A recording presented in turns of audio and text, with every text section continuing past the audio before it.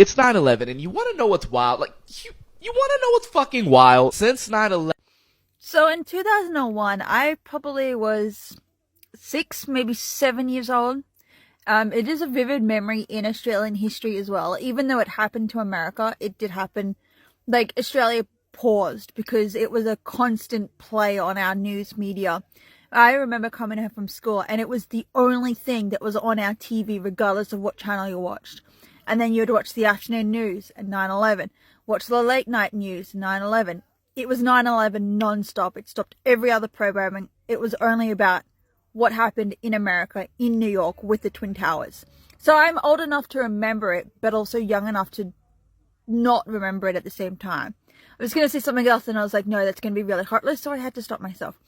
So he has a point. There is how many, he mentioned there's like 11 or more 9/11 movies. I find it really interesting on how quick Hollywood moves when it comes to true events. The Boston Marathon running, the one where the two guys took like a cooking pot or a bag full of bombing materials and set it off in a marathon. Well, you guys got a film made by the following year and it was released within a short time frame after the Boston Marathon attacks. Like, that's messed up. It's scary to realize how many factual events have a quick turnaround in movies or in TV shows.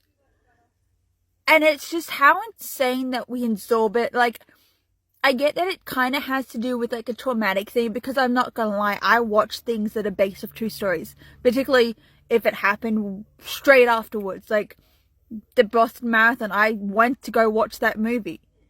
And it's just terrifying. It's I think someone said it's a trauma response to kind of not necessarily relive the moment, but to kind of keep that moment open and fresh and to be able to discuss it and to see maybe if there was something that's more noticeable now that may either help prevent future attacks or to help, you know, change your mindset on how you would react with future attacks. I'm not sure. But like, we've got the Titanic sinking. How many movies are there of that? I was reading the comments and someone said they made a Titanic thing about it like less than a year after the boat crashed. We've got how many World War movies that are based on factual events? We've got how many bombing movies? We've got how many plane crash movies? We've got how many survivalist movies? Like, it's an endless stream and there is a market for it, but it's this fact that it costs people's lives and yet we are still doing it. And I don't know if it's a good thing or a bad thing. Like, the good thing is that we keep this memory alive, but the bad thing is we focus on the bad. We don't focus on the victims. We don't focus on, you know, the aftershock of what people around felt. We focus on the lead up, or we focus on that single moment, and it's terrifying. Like, it's such a raw thing. Even when you watch credits play, most of the factual events, movies or TV shows, they don't always show the victims. They don't always show the survivors.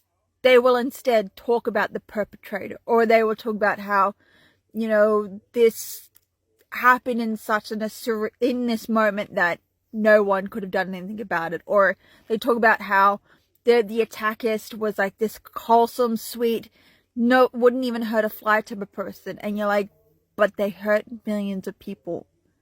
And we're still sitting here acting like they did nothing wrong. Great that the attacker killed themselves in the process, but like, they still did something wrong. Why are you painting them as a victim when they're the attacker?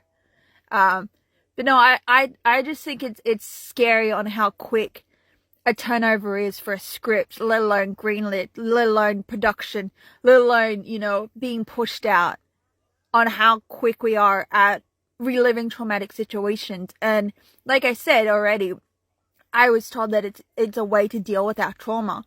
Now, I'm not gonna lie, but if my trauma was relived in the format of a TV show or a movie for people to enjoy, I would be dead. Like, I would not want to relive any of my trauma, and I don't think I would want anybody else to sit through that. And I think it's also interesting, like, we even hear people, like, recently learned with the Jeffrey Dahmer documentary TV series that came out, where everybody was like, we don't want this, where all the loved ones were like, we didn't ask for this, we didn't want this, and yet we still got it.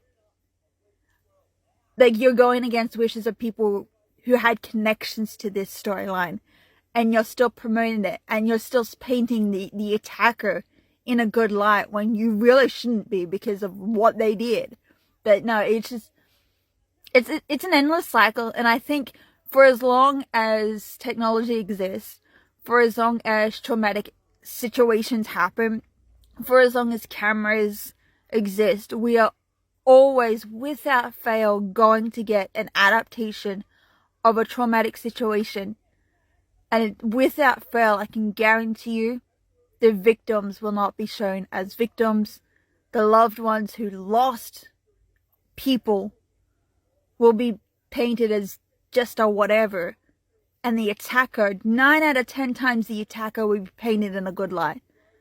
And I think that's just the most heartbreaking thing if you're going to relive a situation like that. That's the last thing anybody wants to see. I mean, even in Australia, we had someone remake, or not remake, we had Nitram, which is spelled forward, is one of our Australia's mass murderers in Tasmania. And I'm not going to mention his first name out of respect.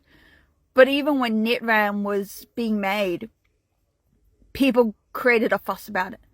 When it got released, people created a fuss about it, because we want to respect people, even if some of them don't live in Australia anymore, or even if some of them have passed along. We still want to respect that Tasmania went through one of the scariest situations to do with gun violence. Nobody touched that story until recently, within the past 2 years. But, like, it's still, like, such a fresh wound that why are we reopening it? Why are we continuing making stories like this? It's really, yeah, we've got enough media representation. I don't think we need any more. But like I said, for as long as cameras exist, we'll always get a story about someone's pain.